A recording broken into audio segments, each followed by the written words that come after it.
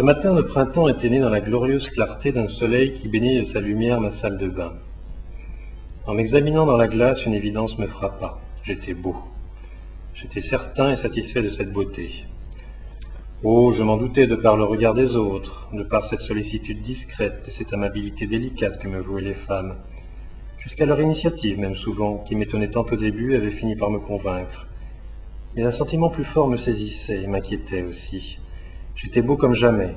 J'étais ce jour au sommet de ma beauté, et jamais plus dans l'avenir je n'aurais cet éclat.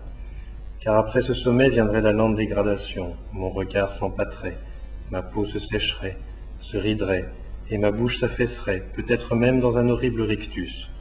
Bon sang, mais là j'étais beau, il fallait que j'en profite, et qu'à cette esthétique éphémère corresponde un plaisir bien réel. Je voulais une conquête, une sensation forte, un amour fulgurant, aimer et embrasser une femme, posséder son corps. Je commençais par m'immortaliser. Voilà, c'était moi. Ce serait moi, cette image, mieux qu'un portrait de maître, mieux qu'un marbre, moi pour la fin des temps. Je me sentais empli d'une force et d'une assurance sans égale. Il était temps de se mettre en action.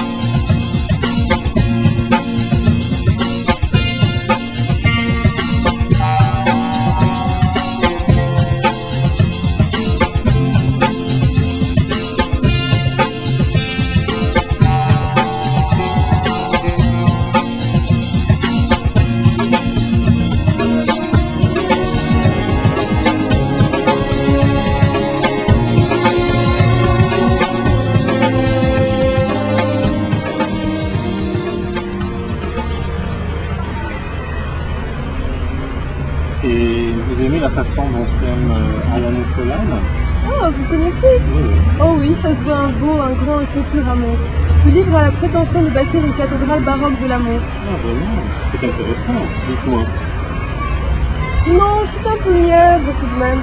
Ça fait surtout chavirer le cœur de midinette trop rêveuse. Ça m'ennuie un peu à vrai dire. Mais je tenais absolument à le lire car j'ai pas mal de copines qui l'ont lu et qui l'ont adoré. Je pense qu'elles sont moins intellectuelles que Sujette et Bovarisme. Oui, c'est vrai, et puis ça manque un peu de foudre, de vivacité tout de même, non? Ce n'est pas mieux, les princesses enlevées par leurs amants, les coups de foudre violents. Oh, mais c'est du rêve tout ça. En réalité, il faut se contenter de ce que la vie nous offre. Je suis sûre que vous valez bien Solal. Oui, merci, et vous êtes étudiante en quelle matière? Je fais du droit à Assas, c'est à côté.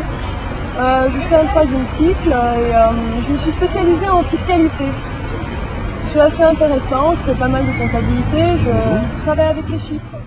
Cette fille d'une beauté éblouissante, rehaussée par une solide intelligence, m'impressionnait. Et je ne trouvais les formules magiques qui auraient dû fondre la bonne impression que nous éprouvions manifestement l'un pour l'autre à un commencement d'aventure qu'avec talent et audace j'aurais conduit à terme. Oh, je suis désolée, j'ai pas vu le temps passer, il faut absolument que j'y aille, j'ai un examen demain. Bon, C'est vital pour moi, mon avenir est en jeu. c'était sympa, et puis Merci ça beaucoup, serait bonne journée. bien que... D'autres préoccupations, des soucis de l'existence et ma bêtise avaient fait avorter cette belle occasion. Mais cela augurait bien la journée, ma confiance restait sereine.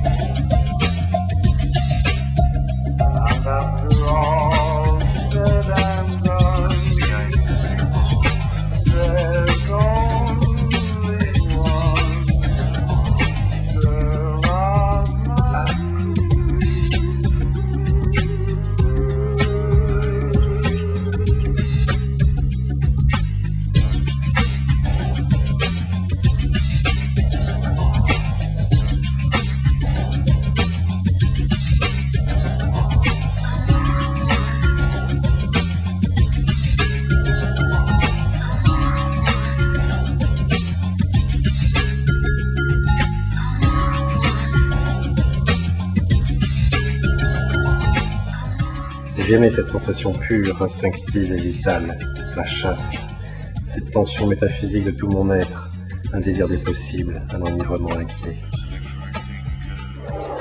Alors quand je vous ai vu, j'ai pensé à cette affirmation, comme quoi une femme silencieuse représente toujours une idée à la façon des statues. Et vous me faites penser à la conscience, oui, la conscience. Une nature vivace et débordante d'énergie, avec un esprit très présent et très lucide.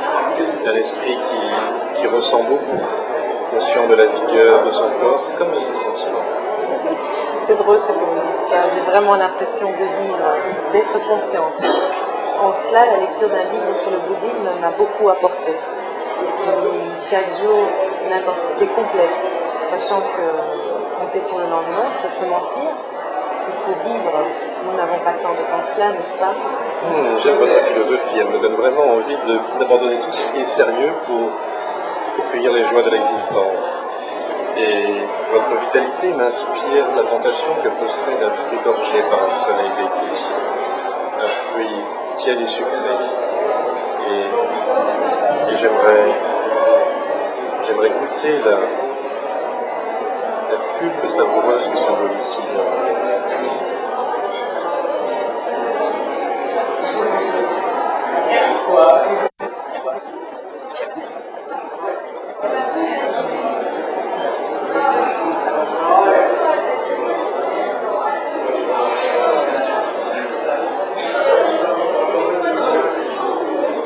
J'ai envie de vous dévorer avec passion avant chez moi.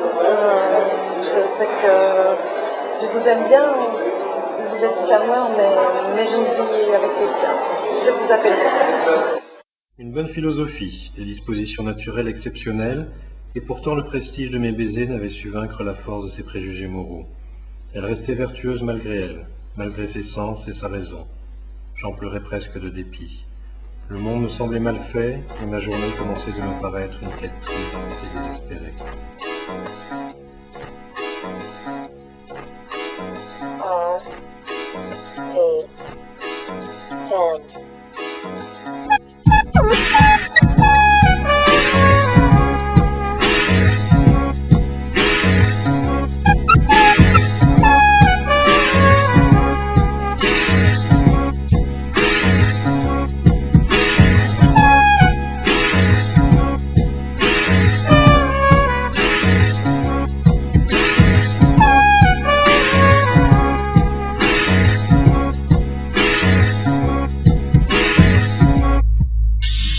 Vibrations, harmony, through sonic waves.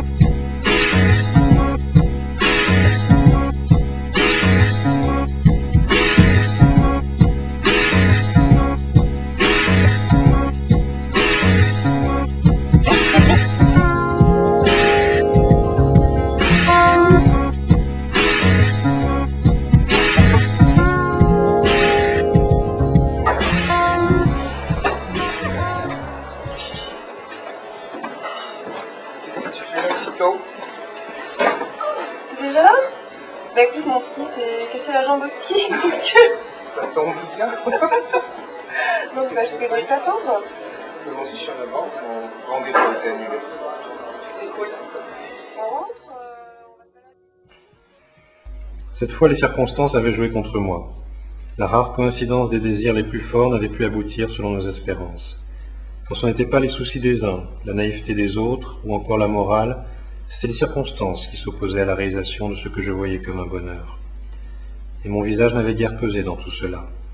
Quel gâchis, une si belle face, qui jamais ne sera plus telle, et ces jolies femmes qui n'ont su ou pu en profiter.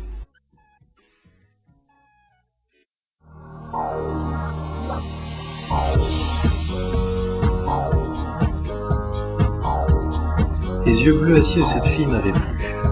Son short en cuir qui prolongeait ses longues jambes fines recelait une promesse de bonheur.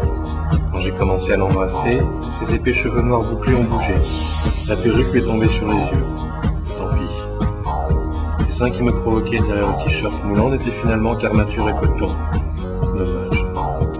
Le transport immédiat et mal simulé m'agaçait, alors que je me suis concentré pour essayer quelques combinaisons. Enfin, là, je lui signifie d'en finir de cette façon que je préfère. Comme elle était déjà à moitié saoule, elle a dû avaler de travers, elle a toussé, et dans la salle de bain, je l'ai entendue cracher, puis vomir.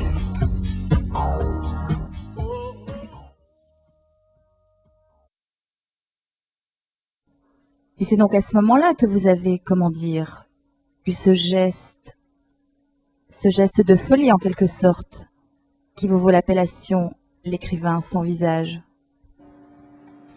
Ce n'était pas un geste de folie, mais de clairvoyance parfaite. Oui, c'est à l'issue de cette journée que j'ai compris, pour ensuite ne me consacrer à autre chose qu'à l'écriture pendant ces 12 années, jusqu'à ce prix où il fallait bien que je sorte de l'ombre. C'est à l'issue de cette journée que j'ai renoncé à la vanité. J'ai perçu l'illusion de ces formes de bonheur que je désirais si fortement ce matin-là, et qui s'appelaient amour, femme, ou plus prosaïquement sexualité. Je me suis réconcilié avec moi-même en forçant l'abandon de ces désirs. Il fallait que je sois libéré de ces désirs illusoires pour me consacrer à l'exercice plein et entier de la création, le seul désir qui ne me paraissait pas vain. Et donc, en sortant de chez cette beauté mercenaire, j'écris ce morceau de vers par terre, et froidement, très lucidement, sans jamais perdre mon regard dans ce rétroviseur, avec détermination mais dans le calme, j'accomplis ce sacrifice libérateur de mes servilités intellectuelles. Le sang a coulé, mes larmes se sont mêlées au sang et à mes chairs ouvertes, et oui, tout en me défigurant, je peux dire que j'ai pleuré de joie.